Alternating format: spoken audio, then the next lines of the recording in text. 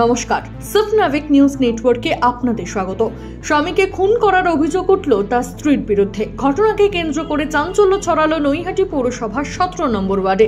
শাস্ত্রীপাড়া বেলতলার বাসিন্দা শিবশঙ্কর দে ওরফে প্রদীপ কাঠের ব্যবসায়ী। প্রায় 2 বছর আগে সন্তান সহ এক ডিভোর্সি মহিলাকে বিয়ে করেন প্রদীপ। স্থানীয় সূত্রে খবর, বিয়ের পর থেকেই স্বামী স্ত্রীর মধ্যে অশান্তি লেগেই থাকত। ব্যবসায়ীর দোকানের কর্মী বাবলু ঠালি জানান, প্রতিদিনের মতো এদিন সকালবেলা শিবশঙ্কর বাবু দোকানে এলেও বেলা 9:45 নাগাদ স্ত্রীর ফোন পেয়ে বাড়ি চলে যান। 30,000 টাকা চেয়েছিল স্ত্রী। এই নিয়ে কথা কাটাকাটি চলছিল দুজনের মধ্যে। ওই দিনই সন্ধ্যাবেলা ঘর থেকে উদ্ধার হয় প্রদীপ বাবুর নিথর দেহ।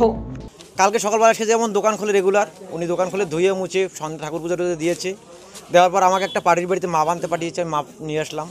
নিয়ে আসার পরে আমি কাজে হাত দিয়েছি। কাজে হাত দেওয়ার পরে ওদিক থেকে একটা ফোন এসছে, ওর মানে এর ওয়াইফ ফোন করেছে। ফোন করার পরে হঠাৎ করে বলছে আমার এখনই 30,000 টাকা লাগবে। কে বলছে? ওনার ওয়াইফ বলছে, ওয়াইফের নাম রুম্পা দাস। হ্যাঁ, 30,000 টাকা লাগবে। আর প্রদীপ বলছে কি বলছো তুমি, আমি নিজে এখন খেতে পারছি না, আমার এখন মানে চলার মতো মিস্ত্রিতে টাকা দিতে পারছি না, কী করে 30,000 টাকা দেবো? বিয়ে হচ্ছে এই 2 বছর 2 মাসের মতন হয়েছে। বাচ্চা সন্তান সহ বিয়ে করেছে।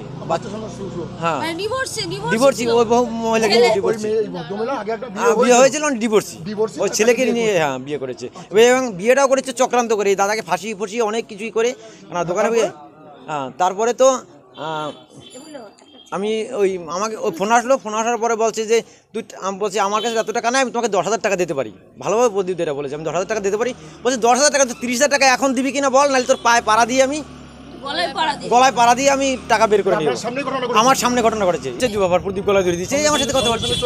আমি মানে মুহূর্তের ভিতরে সাইকেল নিয়ে মুহূর্তের ভিতরে চলে গেলাম। গিয়ে দেখলাম খাটের সাইডে লাশটা ফেলা, মানে বডিটা ফেলানো খাটের সাইডে নিচে, মানে পাশে কোনো দড়ি কিছু নেই, পাখার সাথে কিছু নেই, কোনো দড়ি নেই। দরজা খোলা, ওনারা বসে 2জন মহিলা বসা, দুই সারি 2জন, মাথার কাছে আরেকজন ওনার বান্ধবী না গেছিলাম, চিনি না তাকে, নাম চিনি না। মৃতের ভাগ্নির অভিযোগ, পরিকল্পনা করেই খুন করা হয়েছে তার মামাকে। আমি মনে করছি এটা আমার মামার প্ল্যানিং করে খুন করা হয়েছে, আর কিছু না। রুম্পা ওনার ওয়াইফ, রিম্পা ওনার ওয়াইফ, আর এর সঙ্গে ওনার ছেলেও আছে আমার যতদূর মনে হচ্ছে। একটা বান্ধবী ছিল। হ্যাঁ, আমি চিনি না, আমি তো ওদেরকে চিনি না।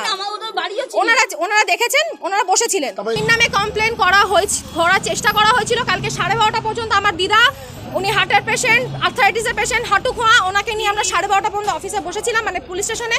ওনারা নেননি কিনা, ওখানে নিলে এফআইআরটা এখন নাকি সাজানো হবে না, ভুল কেস হয়ে যাবে, এটা বড়বাবু আমাদের বলেছেন।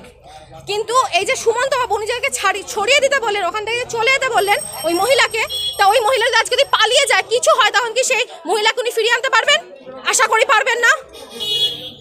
আজকেও কালকে বড়বাবু আমাদের নিজে বললেন যে ডাক্তারের সাথে কথা, এই নিয়ে একটা ক্যাবাস হয়েছে আমাদের ওখানে, ডাক্তারের সাথে কথা বলেন, একটা ক্যাবাস হয়েছে। কি চাইছেন এখন? আমি চাইছি আমার মামার জাস্টিস, ন্যায্য বিচার হোক। খবর পেয়ে ঘটনাস্থলে নৈহাটি থানার পুলিশ পৌঁছে দেহ উদ্ধার করে নিয়ে যায়।